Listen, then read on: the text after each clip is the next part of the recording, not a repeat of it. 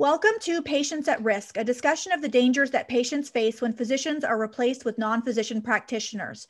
I'm your host, Dr. Rebecca Bernard, and I'm joined by my co-host and the co-author of our book, Patients at Risk, The Rise of the Nurse Practitioner and Physician Assistant in Healthcare, Dr. Narayan Alajba. Last week, we were joined by two emergency physicians who are experts on the corporate practice of medicine. We're going to jump back into this conversation.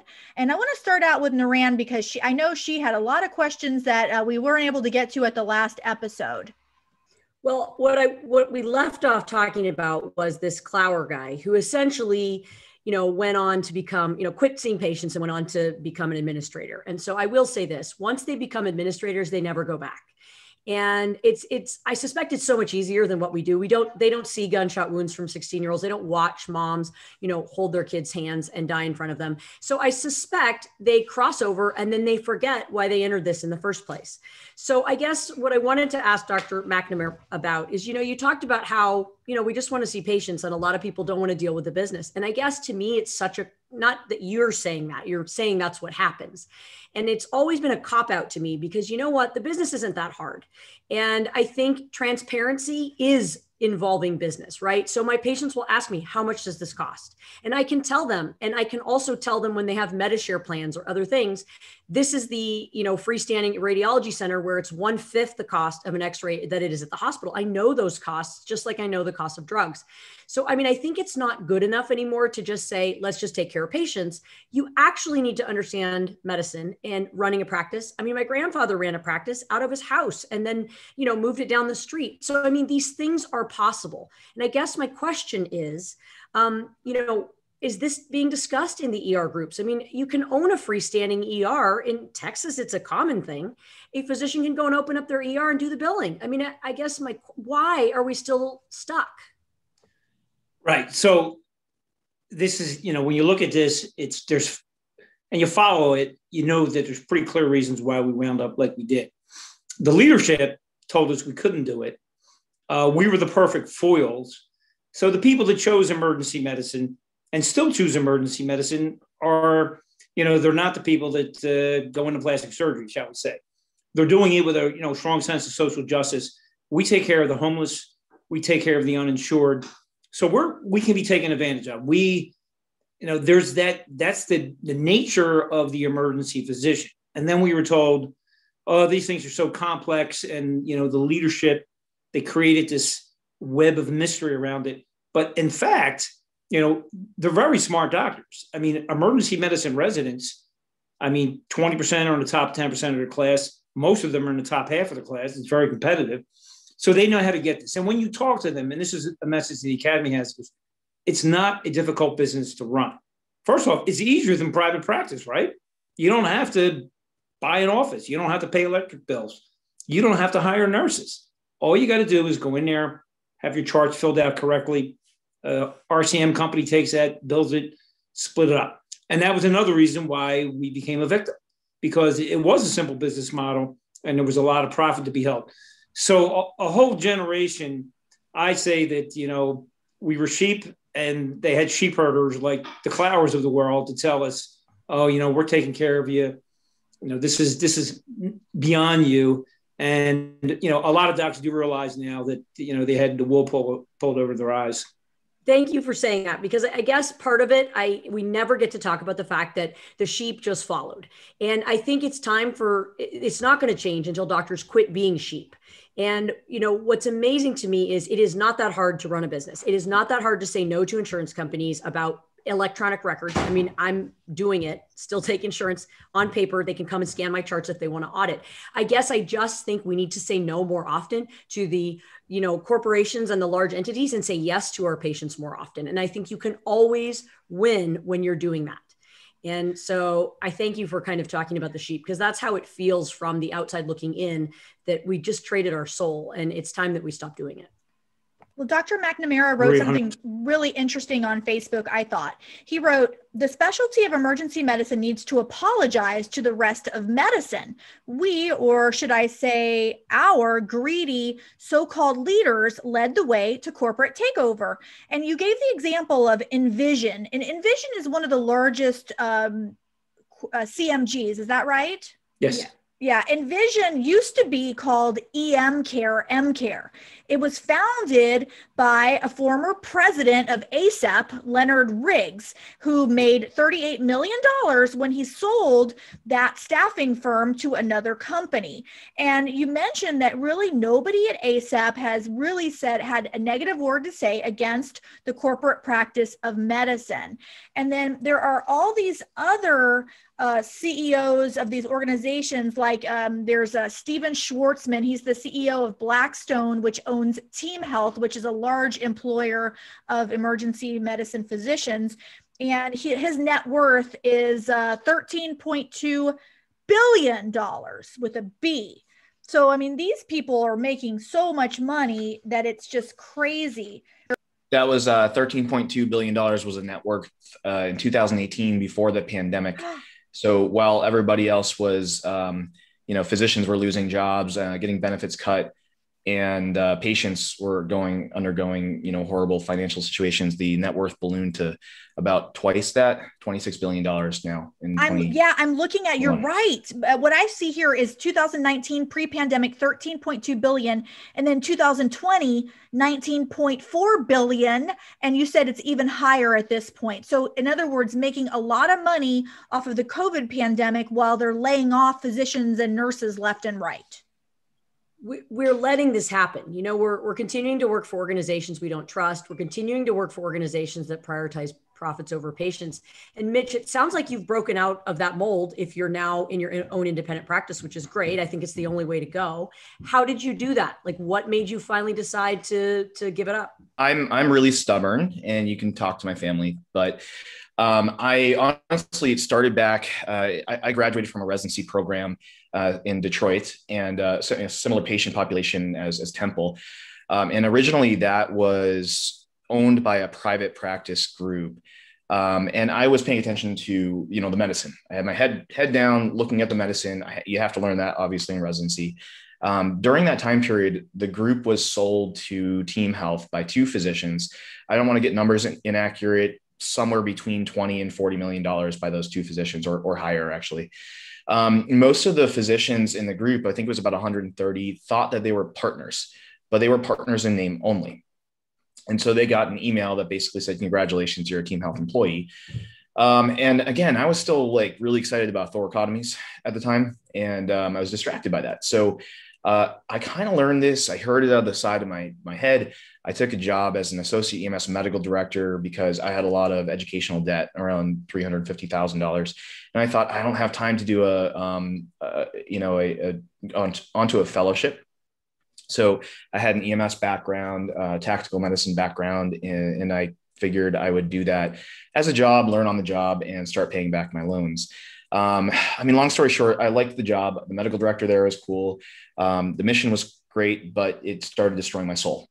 And I was, as a hospital employed doc, I felt like they thought that they could control me. I had educational debt that the hospital had repaid with a $50,000 loan that they would forgive $10,000 per year that I worked there. So I don't think they thought that I could escape. They think they had me by the gonads. So over time, I actually learned about personal finance, and that would be the number one, piece of advice I would give to any physician is, don't become house poor. Don't buy, set expectations with your spouse. Whatever it is, physicians have gone through so many years of feeling like delayed gratification that usually you just bounce right back to the other side. You want to get a big house, a nice car, and a yacht or something, or just put your kids in private school, right? And that makes you so vulnerable. And I think that's what happened. And I, on the other hand, basically just went through and said, I got to figure out how to pay off my loans. So I spoke with a good friend. We had what amounts to personal finance journal club. And I just went deep dive all the time with, White Coat Investor, Physician on Fire, and Dr. Money Matters. So that's Tarang Patel. He has his own podcast. And that's actually where I first learned about private equity and got, I ran with it. That's actually where I first also heard about direct primary care. And I made it's all about values and priorities. So I made those my priority. I wanted to spend my money not on a fancy car, but on freedom. So everything I spent my money on was paying back loans appropriately, getting FU money, which is Freedom Unlimited, because this is a PG podcast, and in maxing out retirement funds, and then minimizing my overhead. So I downsized my apartment, and I have been holding on to my 2007 Mazda 3 as hard as I can. And that basically is what allowed me to escape. I left that hospital system. I put in my notice, and I owed $40,000 because it wasn't prorated after I stayed there a year and a half, within 3 months. And that's daunting for somebody for the most part, but I was able to refinance that and put a savings out there. And that's really how I escaped, that, and a couple of years of rough time of learning how to start a direct care practice is how I escaped. But I have to put that into the context of most emergency physicians, because I think if we were to look 5 or 10 years ago, it was the right thing to say to a physician: don't work for one of these groups. You're wrong to do so. You're aiding and abetting a horrible thing, and you're a bad person. Now we can't do that, because now if you're in Florida and you have family there and you have hundreds of thousands of dollars in debt, that's your only option. These programs, they've taken over so many hospitals that you can't just tell somebody don't work for them and they'll cease to exist. And that's partially by design. We'll get to that later, I'm sure, where they flooded the market with corporate residency programs and started replacing physicians with nurse practitioners and NPPs in general.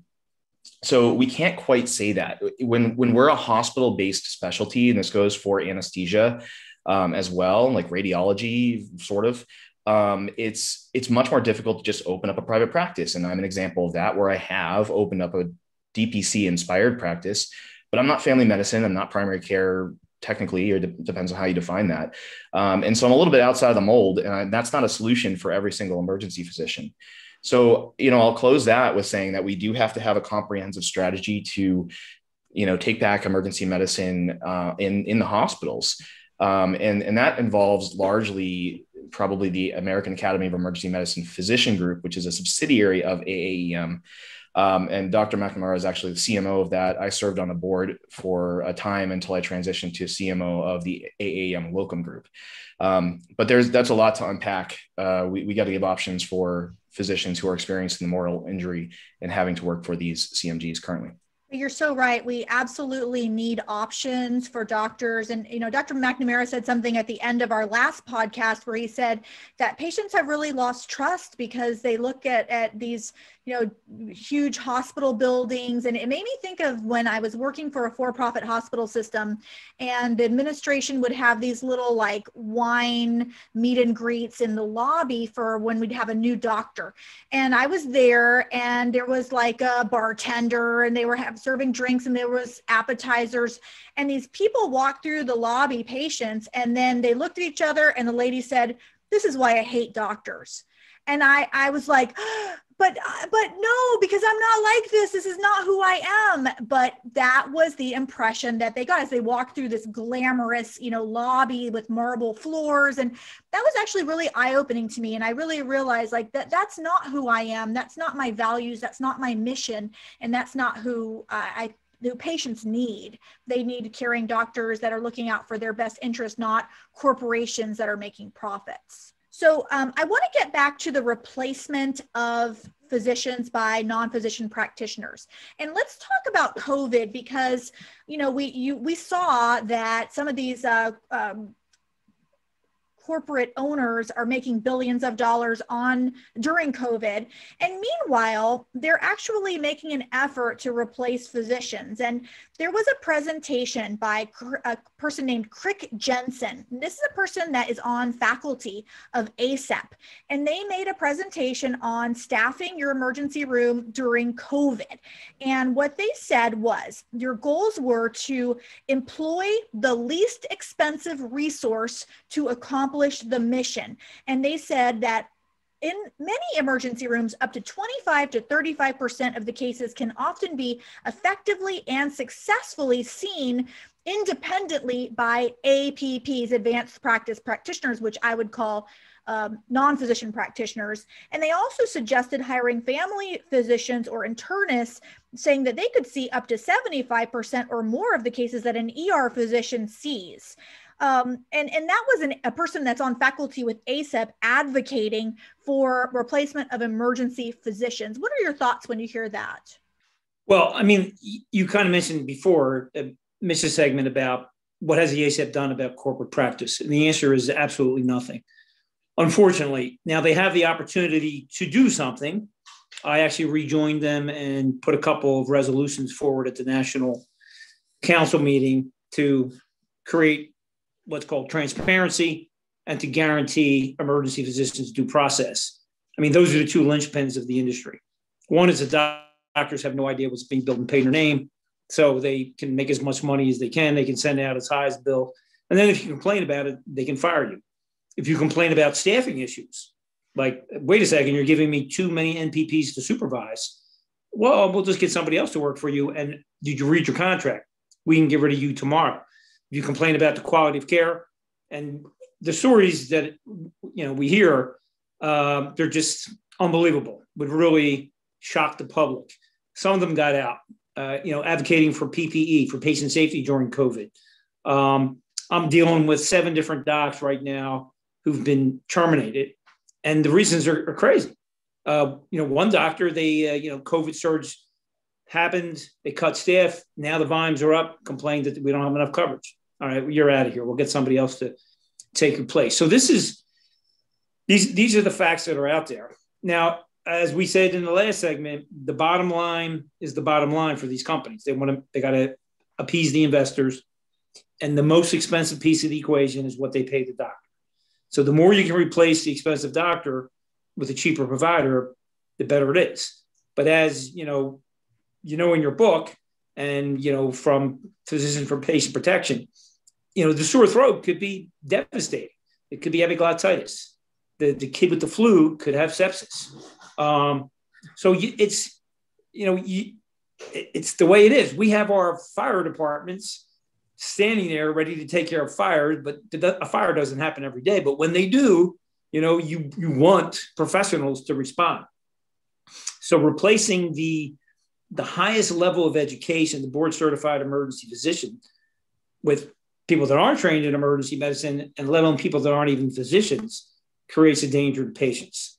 And it's right there in the cold corporate slideshow that we want to use the cheapest provider available to get the mission done. And the patients, they don't know that.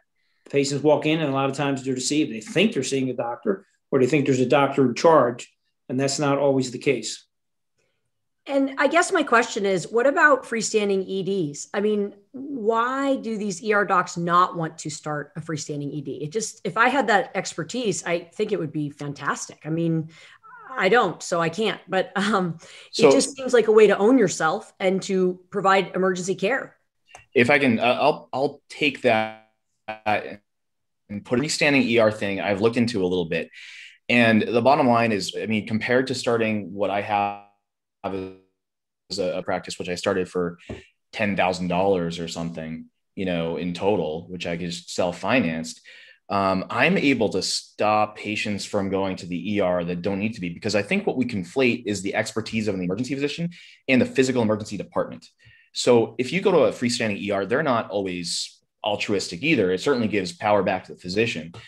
But we're talking about, sometimes, and I'm not going to generalize to all of them, but the same use of these out-of-network bills and making patients think that they're going to effectively in urgent care. But when it's really an ER and they're going to need an ER bill, the freestanding ERs are used by a lot of the large contract management groups as well. And so there are a few that are completely independent, and I've looked into the structure of them. Some of them are started by a company that is sort of a turnkey solution for a freestanding ER. And that company ends up controlling the RCM, being the billing and coding for it, and takes a stake in the ER. So there's a pyramid in many of these as well. So if I wanted to get a group of 5 poor ER doctors together with $350,000 or $700,000 in debt, how am I going to finance creating an emergency department to build that, right? So there might be ways to do it, taking out a loan, having people, venture capitalists that are well that have a good mission in mind and are only going to take, a small percentage of interest, as opposed to taking control over the actual hospital, which was private equity does. When they own a group, they actually, exert control as opposed to just needing to pay off a transparent loan. I think there's ways to do it, but it's few and far between. Go ahead, Bob. You were saying something. Well, I mean, it needs to be said that, we're talking about private equity and whatnot, but in its purest form, physician-led emergency practice is one of the greatest forms of medicine out there. I mean, it is, you talk to physicians in physician-owned groups who work for themselves, they work for the hospital, they work for the patients. I mean, that is a beautiful form of practice. I mean, these are doctors that are dedicated to the patients, and, it's a great specialty. I mean, you get to save lives, you get to make a difference. And there's a good feeling for taking care of the poor patient, getting the homeless guy a sandwich, doing a nice job on a laceration, saving somebody, Mrs. Thoracotomy, whatever, but, endotracheal intubation. So in its purest form, it's a great specialty. It's, we let the economic interest, the money changers into the temple. I mean, we allowed this for profit motive to really stain the specialty. It's almost a sacred place. Look, I love my career has been great. I got a shift tomorrow morning. I worked yesterday. We do great things. And the House of Medicine appreciates you. Your colleagues in other specialties have learned to rely on emergency medicine. We've become leaders across the board, deans. We've become CEOs of hospitals, chief medical officers. So it's unfortunate that we've allowed this to happen because it could be a great specialty. I think freestanding is we really do rely on you. I mean, I'm a family doctor, and I trust that when my patient needs emergency services, that they're going to get an emergency physician. But unfortunately, what's happening is in many organizations, it's going away. And I want to give you a couple of examples, because some people will listen to this and say, like they accused you, Dr. McNamara, back in 1994 of exaggerating and innuendo. Let me give you some real life experience, some real life examples. So HCA Houston Hospital, Houston Healthcare, just recently let go of all of their pediatric emergency physicians. Instead, I have here a screenshot from the Chief Executive Officer, Ted Kaliva of HCA Houston, saying, consistent with most emergency departments, HCA Houston Clear Lake will have mid-level providers, nurse practitioners, and physician assistants providing care with an emergency room physician. And they mean one that does adult ER, and I'm sure has some pediatric training, but is not a certified pediatric emergency physician. And additionally, they would have the pediatric ICU physicians covering all pediatric inpatient beds. So basically just trying to get the most out of the physicians and replacing them. And then the same thing happened in Wisconsin, not in the ER, but in the operating rooms. Wisconsin Hospital replaced all anesthesiologists with CRNAs, which are nurse anesthetists. And Dr. McNamara, you were actually quoted in this article that was published in Medscape, in which doctors were saying, this is not good. This is really bad for patients. They're not going to have the option of having a physician around if, God forbid, there's a negative outcome. And you really were concerned about that, right, Dr. McNamara? Right. I mean, it's what we're talking about. It's somebody making a bottom line decision. The company that did the CRNA thing was Envision, right? And as we talked earlier, we metastasized to other specialties because, you see profit in one specialty, you're going to go on to others. And we kind of, unfortunately, set the playing field for them. So, I mean, that's the whole issue is, doctor training, you can put up the graphic, the hours and hours and hours that we have to, endure patient care, supervise, the amount of contact hours, there's just no comparison. And, the patients deserve the best. I mean, the first line of the mission statement of the academy is every patient deserves access to a specialist in emergency medicine, defined as board certified doctors. And we're seeing less and less of that because the business interest doesn't want it. And I think we really all need to own a piece of that. So again, the hospitals that do that, if I lived in Houston, every patient that I have would know that is not where we're going because I don't trust what they're going to do. I mean, I very rarely send patients to the ER. Again, I handle a lot of emergencies. We do all the lacerations. I mean, there's not much I can't do really in the office. And, I'll meet people after hours, and there's 3 reasons to go to the ER. They have a head injury, they can't stop the bleeding, or a bone sticking out. Everything else can wait till the next morning. And people laugh about that simplification. And of course, I'm a pediatrician, nobody's having heart attacks. But really, if you teach your patients and you trust them, you develop a relationship, then they know you're looking out for them. I just wouldn't send my patients to Wisconsin. I'd say, good Lord, you're going to die if you're operated on in Wisconsin. Please don't go there. And that's the conversation I would have. I have that conversation. I just had somebody who wanted to go to, I can even say it, Mount Spokane Pediatrics, where there are no pediatricians in Eastern Washington. And there's a person there who really harmed a little kid and missed a heart defect. And I told my patient, I can't send you there. Ethically, I won't sleep at night. And she didn't realize there were no pediatricians there. They're all nurse practitioners. They're not even pediatric nurse practitioners. And they call themselves pediatrics. And so we have to stand up and start talking about it. And I think getting that information to our patients is probably the only way. I don't know, as an academician, Dr. McNamara, if you're free to sort of say that to your patients. I know Mitch probably is. So if you could just talk a little bit about that. Yeah, I can tell you, I talk to patients about this all the time. You want to come to we're a tertiary medical center. You want the opportunity to see a physician if at all possible. It's, you kind of raise a theme here. Academic docs got to get involved. Like in emergency medicine, I've been trying to convince my colleagues that you have a responsibility to your graduates to create a better community for them, to where they go out and practice. And unfortunately, some have stepped up, but the majority are just buried in their own academic world. It's going to haunt them, because I think we're going to see a decrease in the appeal of EM to medical students. It's already happening. And then they're going to say, why didn't my residency fill with those Ivy League graduates? Well, because you let the specialty slide to a corporate interest. So, I certainly advocate for that. I think that, for instance, I think you can't be in an emergency department. You can't call yourself emergency unless there's a doctor present. As well as I do, that there are places where there's no doctor and it says emergency. Now, how deceptive is that? Yeah, in our book, we feature the case of Alexis Ochoa, who was brought to an emergency room by ambulance, expected to see a physician, and only a nurse practitioner, and not even one with acute care training. She was a family nurse practitioner, treated her. There was no physician on site, even though the hospital advertised physicians. And unfortunately, the patient died because she was not properly diagnosed with a pulmonary embolus. And unfortunately, this is happening in hospitals and emergency rooms across the country. And it's not only rural areas, not that I think rural patients deserve any less care than anyone, but they always use that as an excuse. But this was not even a rural hospital where this patient was seen. So patients need to open their eyes. They need to ask questions. They need to demand physician-led care, especially if they're not getting better. In the case of Alexis, she was treated for 11 hours and declined the whole time. And if her family had known, or someone had known, and they had said, listen, I want her seen by a physician, you're going to have to transfer her, maybe we'd be having a different conversation. And that's one of the reasons Moran and I are speaking out. And we really appreciate both of you talking about this, because a lot of doctors are afraid to speak out because they are afraid of losing their job. Now, one of the things that Naran and I wrote in our book, we said that there was really a conspiracy of basically corporate takeover of healthcare and the replacement of physicians. And we were told that we are touting conspiracy theories and that there's none of this. Well, I've got a really good one that Mitch brought up.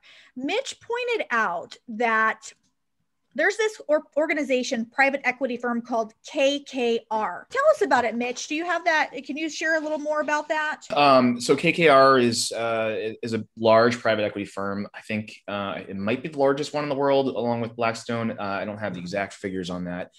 They're not small. So the holdings of the private equity funded emergency medicine groups are a small part of their portfolio.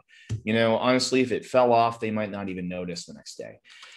But KKR owns Envision, which was just a few years ago. And what we didn't really discuss about how KKR or private equity works in general is that these companies are going to flip a business. They're going to go in. It's like buying a house and flipping it. It's make it more profitable and get it out of here. There is no you can argue that the public traded market is somewhat aligned sometimes with creating long-term value. Let's create a company that does a good job. And if they do a good job, then the shares will go up and people make money and everything's good, and that's not always perfect. But that's not even a little bit the case with a private equity company. A private equity company sometimes, will hostily take over a company, or sometimes it will be sold easily because the owners of the company want to make a big payday.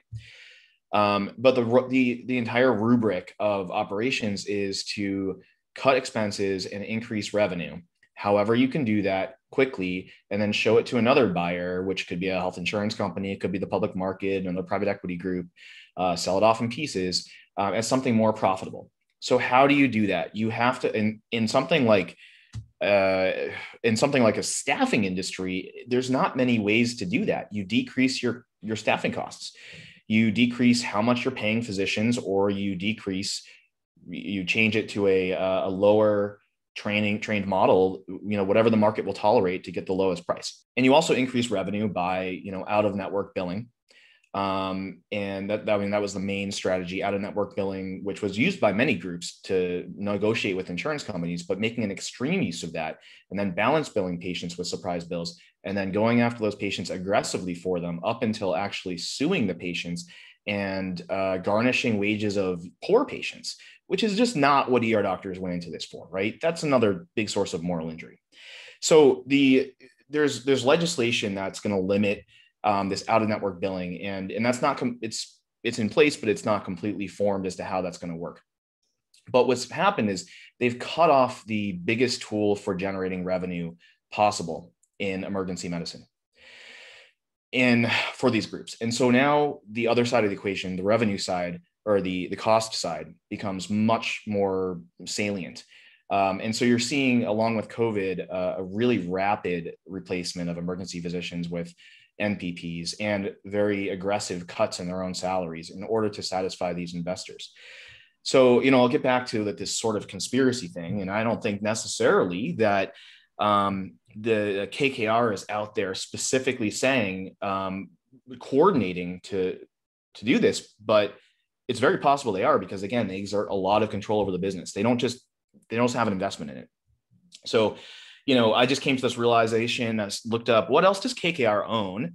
And I think, don't quote me, I think like Nabisco cookies is one of their own, something they own.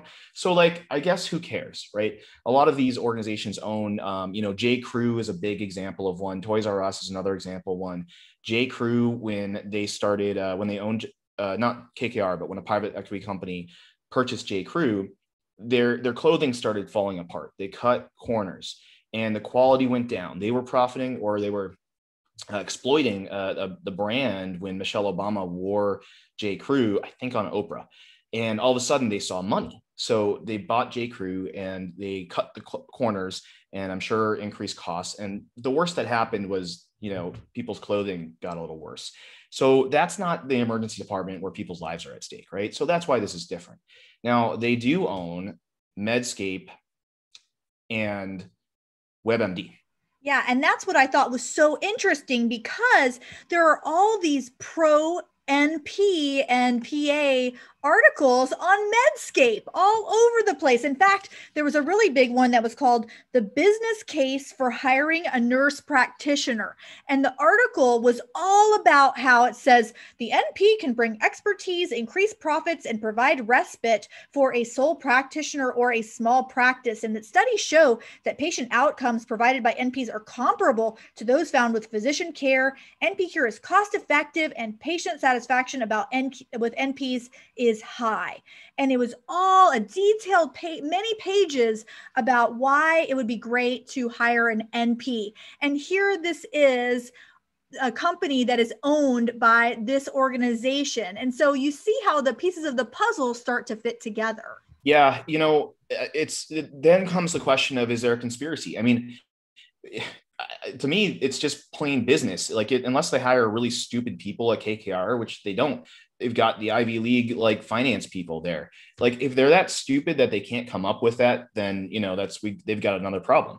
So when they exert that kind of control, then it is in their interest to help out all the other investments that they have.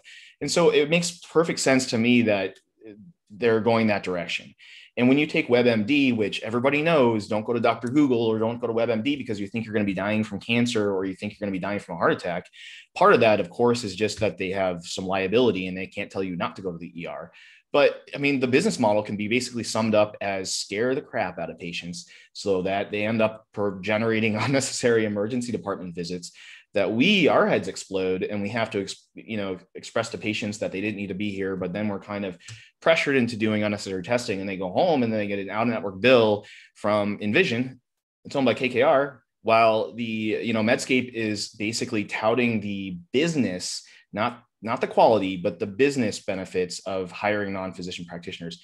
I mean, it's not a conspiracy. That's like, it's the plain and clear business model. So it's something that a lot of patients have no idea, and a lot of doctors have no idea. We're only now just starting to open our eyes to this. And thanks to people like Mitch and Robert are sharing this information so that doctors can open their eyes and so that patients can see what's going on and hopefully start to ask more questions and hopefully start to demand changes so that we can ensure quality care, physician-led care.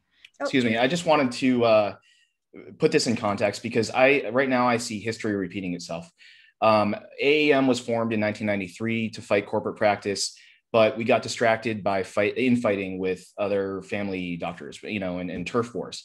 And right now, PPP can fight corporate practice, but obviously I wouldn't call it infighting because they're not physicians, but we have been aiming the cannons at nurse practitioners. And we know that some of them are complicit. We know that the AANP president is absolutely asking for, independent practice, which is, I think we all agree is absolutely absurd. But many of them wanted to go in to do a good thing, right? Most nurse practitioners and PAs want to help patients. They don't want to be part of this either. When we look at that slide from Envision, everybody on there is a pawn. So the emergency physician is a pawn.